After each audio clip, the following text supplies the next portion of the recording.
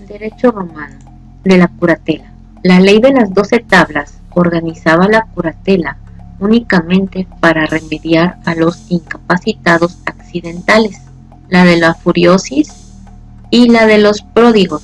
Más tarde, y a título de protección, fue extendida a los mentecapti, a los sordos, a los mudos y a las personas atacadas de enfermedades graves, acabando también por aplicar la curatela a una incapacidad de otro orden. Los locos y los pródigos solo tenían curadores legítimos según la ley de las 12 tablas. A falta de curadores legítimos, los curadores son nombrados por los magistrados de la misma manera que los tutores, por cuya razón se les llama honorari. No existían curadores testamentarios y, sin embargo, si el jefe de familia designaba alguno, el pretor confirmaba esta elección. El curador administra y no da autorita, solamente bajo el imperio. El curador del menor de 25 años debía dar algunas veces su consentimiento al acto realizado por el incapacitado. Este consenso no tiene nada de solemne y puede ser suministrado aún después del cumplimiento del acto. De la curatela de los furiosi. Los romanos distinguían los furiosi y los mentecapti. El furiosus es el hombre completamente privado de razón, tenga o no intervalos lúcidos. El mentecaptus es el contrario, no tiene más que un poco de inteligencia en un monomania, o lo que es igual a una persona cuyas facultades intelectuales están poco desarrolladas. La ley de las 12 tablas solo se ocupó de los furiosi y decidió que el furiosus sui juris y pubero, es decir, que no tenía ni la protección del jefe de familia ni la del tutor, se sometiese a la curatela legítima de los agnados, y a falta de estos, a la de los gentiles. Desde que se manifiesta la locura, se abre la curatela para los agnados, sin necesidad de una decisión del magistrado. Pertenece al agnado más próximo. Así, por ejemplo, un hijo podía ser el curador de su padre furiosus. No habiendo agnados, la curatela pasaba a los gentiles, pero cuando la gentilidad cayó en desuso, entonces era el magistrado quien nombraba el curador. El curador del furiosus tenía por misión cuidar tanto de su persona como de su patrimonio, pues la misma obligación tiene de hacer lo posible por su curación, como de administrar sus bienes. El furiosus no está afectado de interdicción, aunque le alcanza una incapacidad natural. Mientras dure su locura, no puede efectuar ningún acto jurídico, pero recobrando toda su capacidad cuando tiene un intervalo lúcido, entonces puede obrar solo como si nunca hubiese estado loco. La misión del curador es la de administrar, ejecutando los actos necesarios a los intereses pecuniarios del incapacitado en estado de locura. Recobrando el loco la razón, ¿termina la curatela para volver a empezar con la locura? Los jurisconsultos no estaban de acuerdo en esta cuestión. Justiniano decidió que no cesara la curatela, pero el curador quedaba inactivo, puesto que el loco, vuelto a la razón, puede legalmente obrar por su cuenta. En suma, el curador del furiosus no da nunca su consentimiento. Tiene que limitarse a administrar, de donde resulta para él la obligación de rendir cuentas al final de la curatela, y hasta todas las veces que, recobrando el loco su razón, exigiese la administración de sus bienes. El pretor extendió esta curatela a las personas cuya enfermedad reclamaban una protección, y por eso nombró curadores para administrar el patrimonio de los mentecapti, de los sordos, de los mudos y de todos los que, teniendo una enfermedad grave, podían mirar por sus intereses.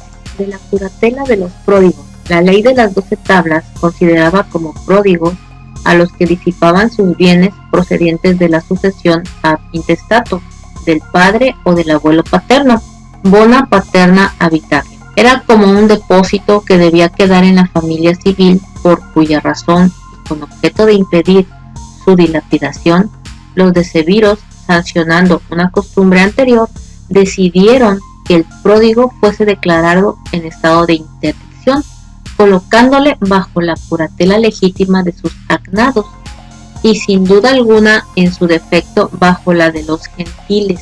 Más tarde se extendió esta medida por creer necesario proteger al pródigo contra los arrebatos de sus pasiones, fuera de los casos ya prevenidos por la ley de las 12 tablas, y sea cual fuere el origen de su fortuna. La interdicción se aplicaba entonces nombrándose los curadores por el pretor en los siguientes casos: a todos los que se encontraban en estas condiciones previstas por la ley de las 12 tablas, carecían de agnados y de gentiles, y cuyo curador legítimo se encontraba incapacitado; a los ingenuos que derrochaban sus bienes paternos recogidos por herencia testamentaria; a los manumitidos que, empezando a crearse una familia, no poseían bienes paternos; en fin, a todos los que disipasen sus bienes de cualquier procedencia que fuesen.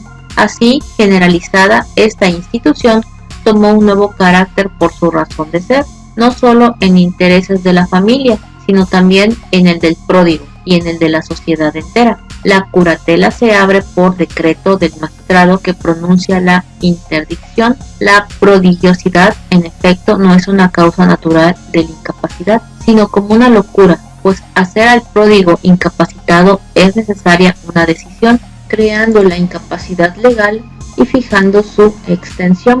La medida de la incapacidad del pródigo se determina por las distinciones siguientes. Para todos los actos susceptibles de poder disminuir su patrimonio, arrastrándole a la ruina, es asemejado a loco y declarado absolutamente incapacitado. No puede, por tanto, hacer ninguna enajenación.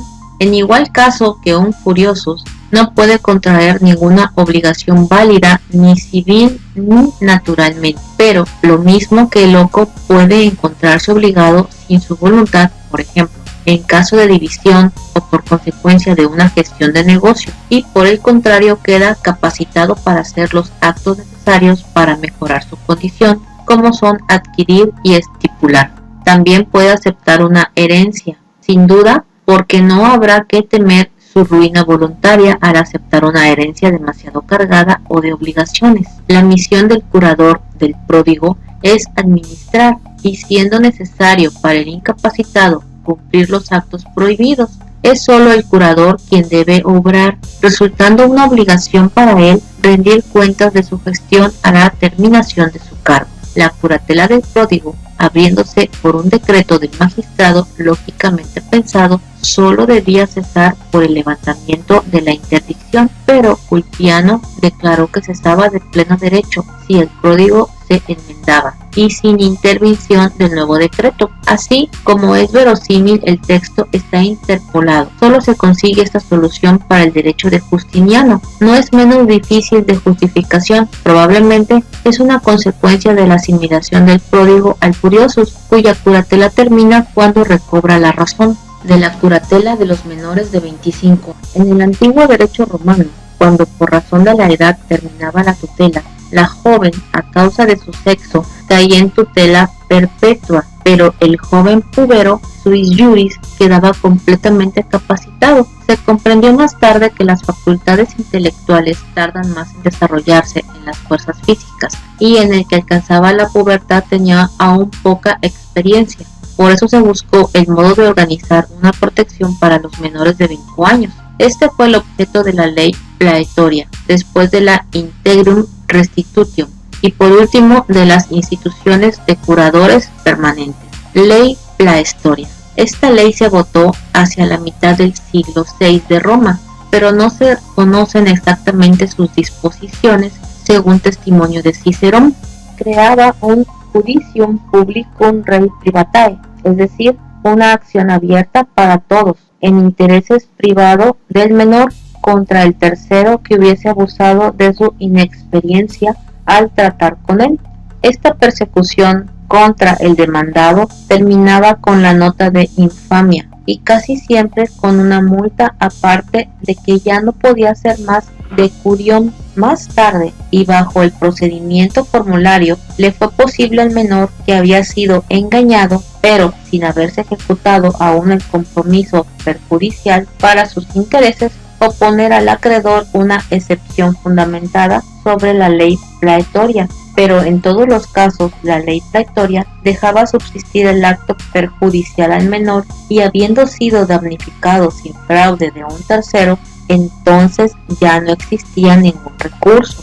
Por otra parte, la repercusión resultando del judicium publicum era exagerada y tuvo por efecto arruinar el crédito de los. El pretor vino a socorrerlos de una manera más eficaz, concediéndoles el beneficio de la integrum restitutio. He aquí, de una manera general, en que consiste esta institución pretoriana. Cuando una persona es perjudicada por causa de un acto legal y el derecho civil no le concede ningún remedio, entonces interviene el pretor, siempre que encuentre un motivo suficiente. Por ejemplo, si el acto está tachado de fraude o violencia, o si la persona perjudicada es un menor, el pretor considera el acto como no realizado y restablece las cosas en su estado primitivo, pero este favor solo le concede después de un examen del asunto y es libre de rehusarlo. En virtud de estos principios, y cuando un menor ha salido perjudicado por causa de su inexperiencia,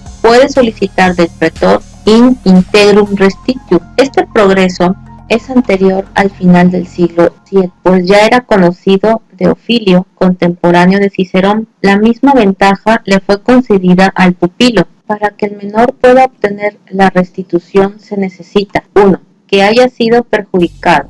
Esta condición se entiende en un sentido amplio. Hay perjuicio todas las veces que por un acto o por una omisión el menor ha sufrido un perjuicio, bien sea disminuyendo su patrimonio o bien omitiendo hacer una buena adquisición o realizar alguna ganancia. 2. Que el perjuicio venga por defecto de edad de la infirmitas aetati. La restitución naturalmente se concede contra los actos del menor solo, aunque también puede serlo contra aquellos que lo hizo con el consentimiento de su curador en la época en que fue organizada esta curatela, o contra los que el pupilo hizo con la autoridad del tutor. Se terminó por admitir la restitución contra los actos de gestión que emanaban del tutor o del curador. Solo en efecto, aún en este caso, se puede decir que el perjuicio es consecuencia de la falta de edad, puesto que sin su experiencia ni el menor ni el pupilo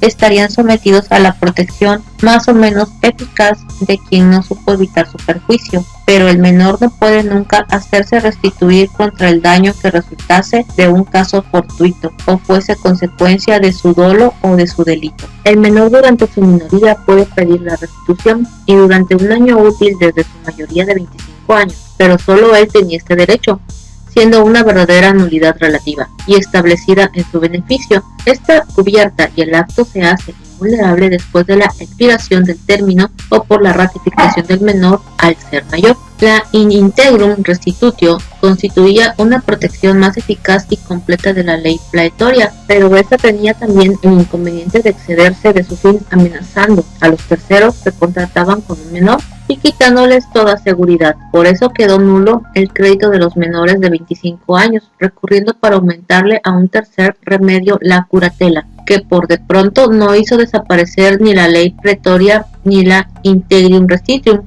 en beneficio de los menores. Curatela. Primero se introdujo la costumbre de hacer nombrar al menor un curador para algún asunto determinado. Los terceros de esta manera trataban con más confianza, puesto que el menor iluminado por los consejos del curador corría menor riesgo de ser perjudicado.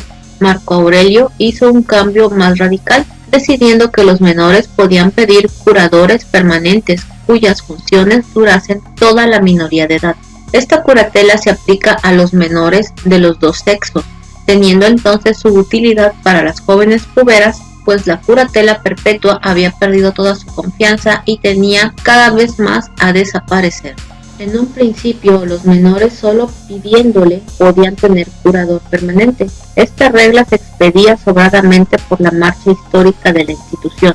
No se trata ni de remediar una incapacidad, puesto que el menor es capaz, ni de protegerle, puesto que se encuentra en la restitución una protección exagerada. En realidad, la curatela proporciona confianza a los terceros y favorece el crédito de los menores, pudiendo muy bien, si así lo desean, pedir un curador cuando lo necesiten para aumentar su crédito. De lo contrario, nada les obliga a ello. Sin embargo, los terceros, teniendo negocios con el menor, pueden forzarle a hacerse nombrar un curador especial en los siguientes casos: para sostener un proceso, para recibir las cuentas de la tutela, para recibir un pago. De Marco Aurelio, los menores de los dos sexos pueden, a su capricho, estar o no provistos de curador. A continuación, un caso. 1. El menor no tiene curador. El menor es plenamente capaz, salvo el beneficio de la in integrum restitutio. 2. El menor tiene un curador. La cuestión es más delicada y las soluciones de los textos son contradictorias, aunque pueden conciliarse al admitir que hacia la mitad del siglo III de nuestra era se hizo un cambio, autorizando la siguiente distinción. A. Después de Marco Aurelio y en el primer estado de esta legislación, el menor queda capaz, aunque sin duda en un principio era el curador quien estaba encargado de la gestión de su patrimonio. Si el menor obra solo aún para contraer una obligación, el acto es válido, ocurriendo esto mismo aún en tiempo de Modestino. B. Bajo Diocleciano se terminó por considerar que el menor que pretendiese un curador atestigua él mismo su incapacidad. Tiene de hecho una incapacidad legal y se le trata como a un pupilo major infantis, o en ciertos casos como un pródigo interdicto. Desde entonces hubo una gran diferencia entre el menor sin curador y el menor en curatela. El uno es capaz y estando perjudicado puede él solo pedir la in integrum restitutio. El otro lo único que puede hacer solo son los actos para poder mejorar su condición, y para los que sean susceptibles de hacer peor su condición hace falta el consentimiento de su curador. De lo contrario, estos actos serán nulos, aun sin haber causado ningún perjuicio al menor. En el último estado del derecho, el cargo de curador de un menor se parece mucho al del tutor. Por una parte, administra el patrimonio, por lo cual implica para él la obligación de rendir cuentas al final de la curatela, con la misma responsabilidad que el tutor, y por otra parte tiene que dar su consentimiento en los casos en que el tutor da su autor. La institución de los curadores permanentes no hizo desaparecer la in integrum restitutio, y aunque llegó a ser algo raro, era pérdida casi siempre en casos de perjuicio, bien fuera contra los actos del menor solo o bien contra la del curador o del menor asistido del curador, suponiendo sin embargo que en estos dos últimos casos el menor no hubiese encontrado una garantía suficiente en otras vías de recursos. Esto era un abuso, puesto que los terceros quedaban expuestos, aunque hubiesen cumplido todas las formalidades requeridas al tratar con el incapaz. Las cosas en este estado subsistieron hasta Justiniano, que lo remedió solamente en un caso, el más importante, eso es verdad, en el de un pago. Cuando un deudor había pagado a un menor asistido del curador o a un pupilo con la autoridad del tutor, no estaba menos expuesto a pagar una segunda vez en caso de la in integrum restitutio. Justiniano, siguiendo los consejos de Triboniano, decidió que el deudor pudiese obtener sin gastos una sentencia del juez autorizándole a cobrarse, y que después de esta formalidad el pago hecho con regularidad llegase a ser invulnerable. De la venia aetatis. Durante largo tiempo esta expresión, concedida por causa de minoría, pero por el final del siglo III de nuestra era, se dio este nombre a un beneficio particular concedido por los emperadores a los menores de 25 años. En esta época, donde se admitía la incapacidad legal de los menores en curatela, debieron de reconocer que en muchos casos era una exageración mantenerla hasta los 25 años, y por eso el emperador podía después de un examen concederles por rescripto una especie de mayoría anticipada o dispensa de edad, venia aetatis, esto únicamente a los 20 años para los hombres y a los 18 para las mujeres. En este favor tenía por consecuencia a Hacer cesar la curatela permanente. B. Quitar al menor el derecho de pedir la restitución por infirmitatis aetate. Desde entonces solo fue restituible en los casos en que lo sería un mayor. Hasta aquí esta parte de la curatela.